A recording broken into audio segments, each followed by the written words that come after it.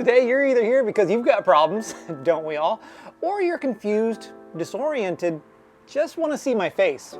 Either way, we're going to talk about the sexually charged and tantalizing world of climate control vacuum leaks.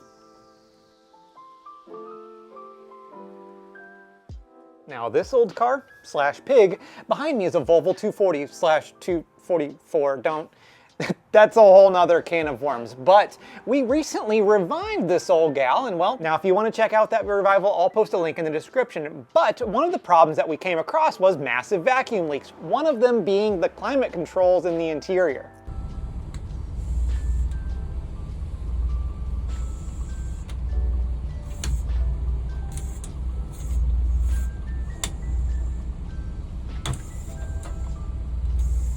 But it was definitely the most loudest and constantest when you were pressing the defrost button. So instead of actually trying to solve the problem of what's leaking on this car, I did the thing that, well, all the armchair mechanics such as myself do, and I just Googled it and hoped somebody would solve the problem for me. The few people that talk about this issue of having climate control vacuum leaks all just say that this check valve right here is bad. That should be your red flag right now, that since the system runs on vacuum, it's okay that vacuum gets to it. So while I truly don't believe that's the issue we're experiencing, I'm going to go ahead and replace the vacuum check valve for 3 reasons. A, well, the old one looks like crap. A plastic housing that's cracked is not a good way to start this adventure. Also, reason A, we're replacing it.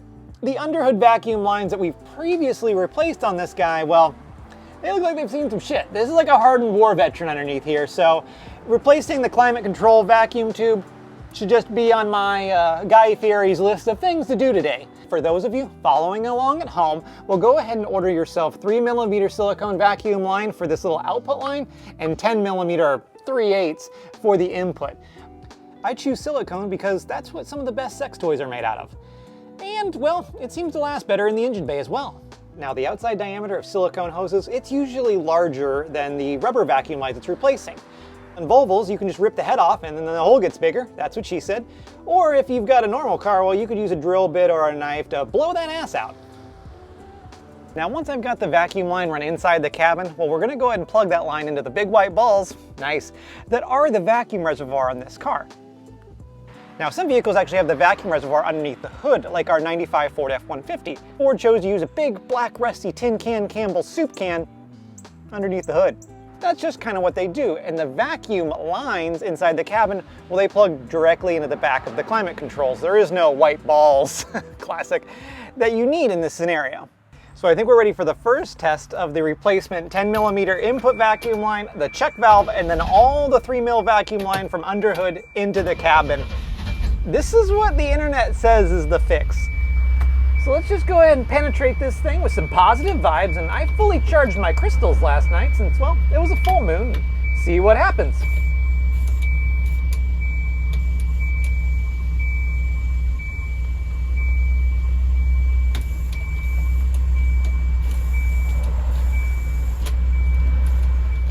So I actually think I made it worse because the line was all cracked and nasty beforehand, and now it's got a fresh vacuum leak all the way from the engine, so it can suck more of the vacuum away from the engine. Task failed successfully. But I'm just gonna call all this basic maintenance and repair, which is what I tell myself anytime I load the parts cannon and the parts cannon was wrong. Well, I've got a feeling what it is. I think it's this aftermarket head unit, and I know that sounds weird, but anytime you go fat fingering and dicking with things back in there, it's common that you can unplug a climate control or accidentally rip one out when you're trying to get a little extra slack out of the harness. Remember, on most cars, the climate controls and the stereo are pretty close to each other, especially like on our Ford F-150. But on our Volvo, I know from past experience that the lines do run up and over into that whole area. But we're gonna go ahead and start down low on the selector switch and work our way up to see what's gone wrong. And behind center console door number 1, we have this wiring mess. I love it. Not even mad, Volvo. Actually kind of impressed that you could do this. But in the back here, we've got 3 vacuum lines that run to secrets and various lies behind the dash.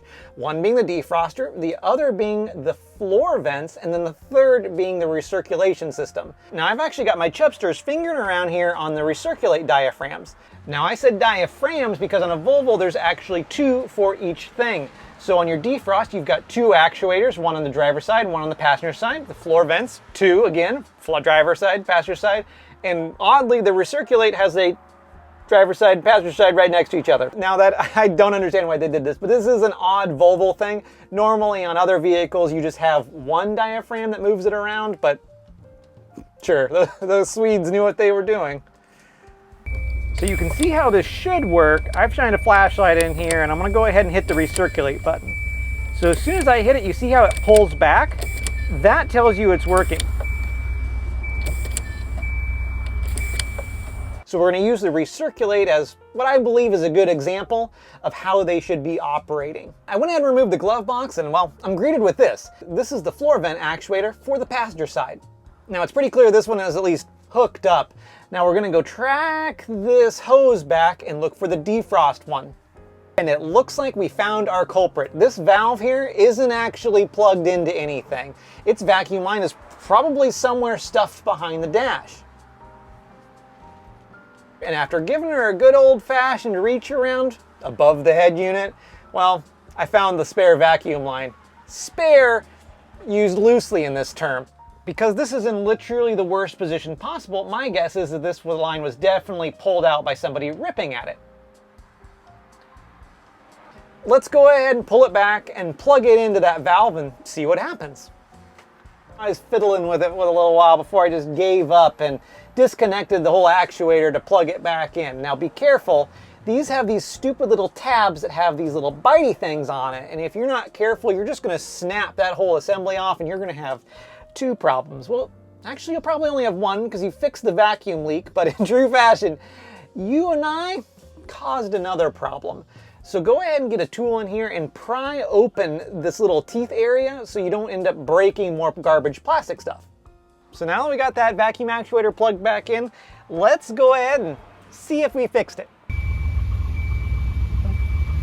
Real nice.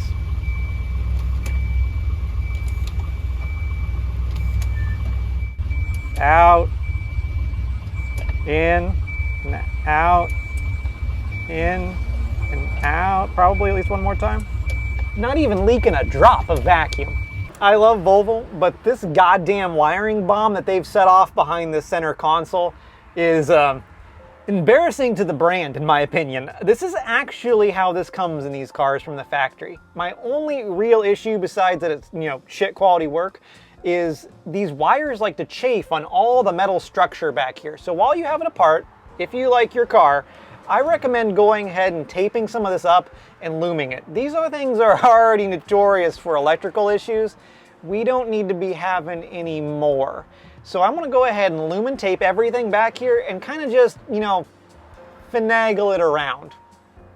15 minutes with a roll of Super 33 electrical tape and a little bit of split loom enrages every German electrical engineer on earth because they look at this and go, wow, that looks too reliable.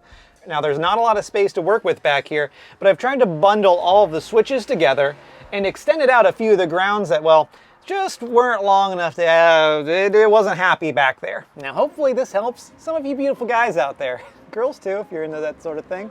If you like this kind of garbage, okay, wow, that is awkward. Do that, and if you don't like this kind of stuff, well, you're not gonna have functional climate control, so take that attitude over there, I guess, and get ready for the next video because I've been installing a shit ton of butyl rubber mat sound deadening, and once we test that with the decibel meter, well, we're also going to be installing some sound deadening foams because I just keep seeing good reviews about them, and I don't think that that's the effective strategy of just installing foam in a car, but we're going to test it out and see what happens. On our way to installing a new interior that's getting closer to being ready to be installed. And in the words of Mr. Rogers, I'm proud of you. You know that, right? So see us next time.